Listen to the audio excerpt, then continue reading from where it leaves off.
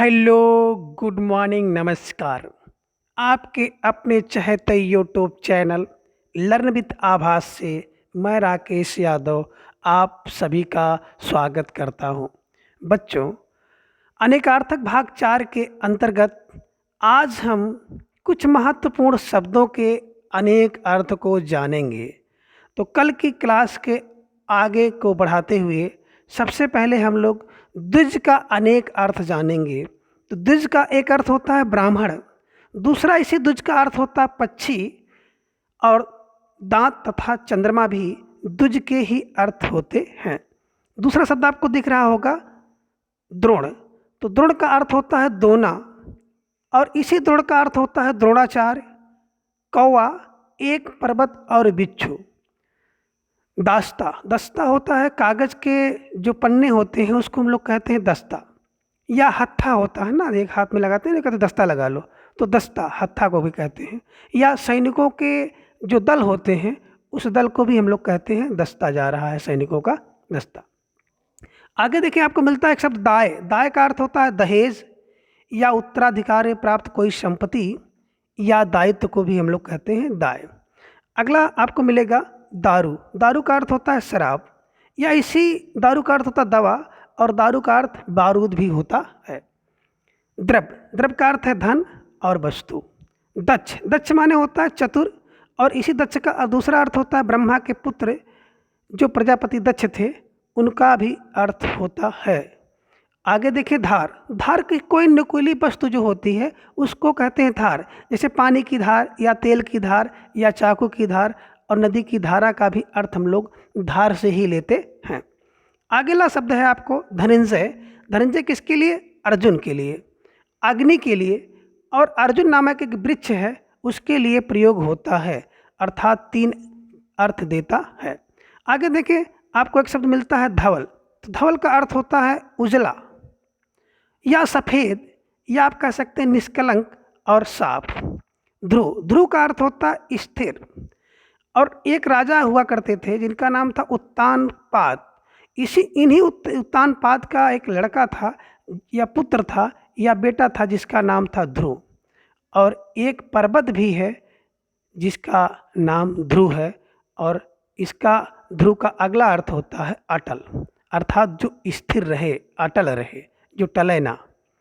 धूप, धूप देखे होंगे ना, घाम को हम लोग क्या कहते हैं? धूप, यानी कि जो सूर्य का प्रकाश है उस प्रकाश को धूप कहते हैं। और कभी कभी सुगंध के कारण या सुगंध के निमित्त या सुगंध के लिए जलाए जाने वाले कुछ पूजा बत्ती, धूप आदि को भी हम लोग कहते हैं कि ये धूप है। आगे देखें, आपको एक शब्द मिलता है धूम। इस धूम का अर्थ होता है धुआं, और इसी धूम का अर्थ होता है जो समारोह की तैयारी होती है तो उससे जो शोर निकलता है उसे नहीं हम लोग कहते हैं बड़े धूमधाम से शादी हो रही है या बड़े धूमधाम से पार्टी मनाई जा रही है, तो उसका भी अर्थ होता है धूम से। अगला देखें ध्वनि। तो ध्वनि शब्द के भी क्या हैं? 2 अर्थ आपको बताए गए हैं, एक है आवाज़ और दूसरा है व्यंग्यार्थ। तीसरा देखें, आपको एक शब्द मिल रहा है धुन। धुन माने होता लगन, मतलब किसी काम में लगे रहना। नहीं कहते इसको धुन सवार है, किसकी? क्रिकेट की धुन सवार है, या खेलने की धुन सवार है, या नाचने गाने की जो भी धुन सवार है, तो वही लग्न होती है। और दूसरा अर्थ होता है स्वर के आरोह और अवरोह की दृष्टि से किसी गाने का जो विशेष ढंग होता है उसे भी कहते हैं धुन। धुन नहीं होती है संगीत में, जो धुन होती है उसको धुन कहते हैं, कहते हैं इसकी धुन बहुत अच्छी है। अब अगला है नंदन।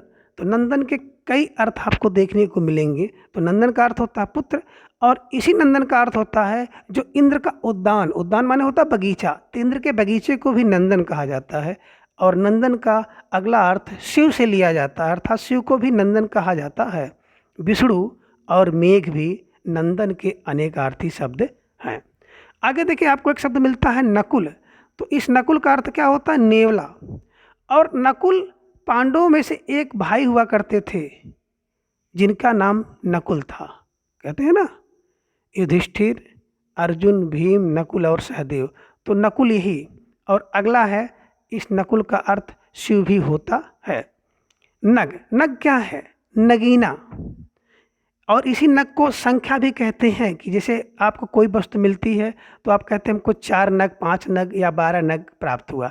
तो नग माने संख्या भी होती है, और नग माने नगीना होता है, और नग माने पर्वत भी होता है, और इसी नग का अर्थ होता है वृक्ष, और इसी नग का मतलब होता है अचल, अर्थात जो ना चले, जो गमन ना करे, उसे भी कहते नग कहते हैं। आगे देखिए आपको एक शब्द और मिलता है नज़र। तो नज़र का अर्थ होता है दृष्टि या दया या कुदृष्टि या भेंट। नहीं कहते हैं कि उसकी नज़र ना लगे, तो इसका मतलब होता है कुदृष्ट या किसी की नज़र ना लगे। आगे देखिए एक शब्द आपको मिलता है नल। नल क्या है? नल आपने एक पौराणिक कथा पढ़ी होगी या सुनी होगी। तो जो दमयंती के पति थे, जो निषेध देश के राजा थे, उनका नाम था नल। और नल अपने यहाँ यूज होता है ना, एक यंत्र है जिससे हम लोग पानी निकालते हैं, या पानी निकालने के यंत्र को नल कहा जाता है। सबके यहाँ होगा। आगे देखें नाक। नाक का अर्थ होता है नासिका, और इसी नाक का अर्थ होता है स्वर्ग, और इसी नाक का अर्थ होता है प्रतिष्ठा। नक्शा। नक्शा का अर्थ होता है मानचित्र, रूपरेखा और नखरा। नहीं कहते नक्शा ना मारो, तो नक्शा ना मारो का अर्थ यही होता है कि नखरा, नखरा ना दिखाओ। नाग। नाग मतलब काला सर्प को हम लोग कहते हैं नाग। नाग पर्वत का अर्थ भी होता है नाग से ही। हाथी को भी नाग कहते हैं, बादल को भी नाग कहते हैं, और एक पौराणिक देश है, उस देश का नाम भी नाग है। नागरी। नागरी क्या कहते हैं? कोई सी भी जो चतुर स्त्री होती है, उस चतुर स्त्री को नागरी कहा जाता है।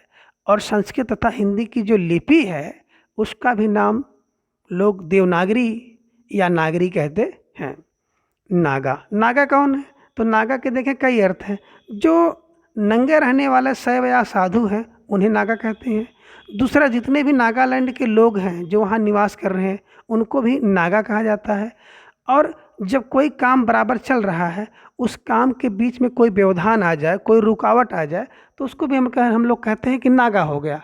1 दिन का 2 दिन का जो गैप होता है ना, उसको कहते हैं नागा। या अनुपस्थिति, कि आपका इस माह में कितना नागा है, 2 दिन 3 दिन जो भी आपका होगा अनुपस्थिति, उसे भी नागा कहते हैं। तो आगे देखें आपको एक शब्द और मिलता है नाना। तो नाना का अर्थ होता है विविध, या माता के जो पिता होते हैं उनको भी नाना कहते हैं। नाना माने कहते हैं नाना प्रकार के फूल खिले हैं, अर्थात अनेक प्रकार, विविध प्रकार। और दूसरा नाना का अर्थ होता है जो माता के पिता होते हैं उनको भी हम लोग नाना कहते हैं ना, तो उसका भी अर्थ नाना होता है। आगे देखिए नार। नार मतलब होता है गर्दन, और नार मतलब होता है नाला, और नार मतलब होता है नाड़ा, नाड़ा ना। आगे देखें नारी। नारी का अर्थ होता है स्त्री, या किसी मोटी रस्सी को भी हम लोग नारी कहते हैं। और ज्योतिष जो आपकी नस को पकड़ता है, नब्ज को पकड़ता है, उसे भी कहते हैं नाड़ी। आगे है नाल। नाल माने नली। घोड़े की टाप और जूते की एड़ी के नीचे लगाए जाने वाला अंदर अर्धचंद्राकार टुकड़ा। नाल क्या होता है? पहली चीज तो नाल माने होता है नली। दूसरा इसका अर्थ होता है जो घोड़ा होता है, घोड़े के पैर के नीचे देखे होंगे एक अर्धचंद्राकार टुकड़ा लगा होता है, कील से ठोका रहता है, उसको भी कहते हैं नाल।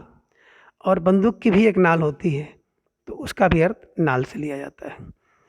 आगे देखें एक शब्द मिलता है आपको नित्य। नित्य का अर्थ होता है शाश्वत या हमेशा, और दूसरा अर्थ होता है प्रतिदिन या अक्षर जिसका अक्षर ना हो, और अगला अर्थ होता है सदा या हमेशा। निर्वाण। निर्वाण का अर्थ होता है बुझना या अस्त होना या मोक्ष प्राप्त करना, खासतौर से बौद्ध धर्म में प्रयुक्त हुआ है। आगे देखिए आपको एक शब्द मिलता है निशाचर, और इस निशाचर के कई अर्थ हैं।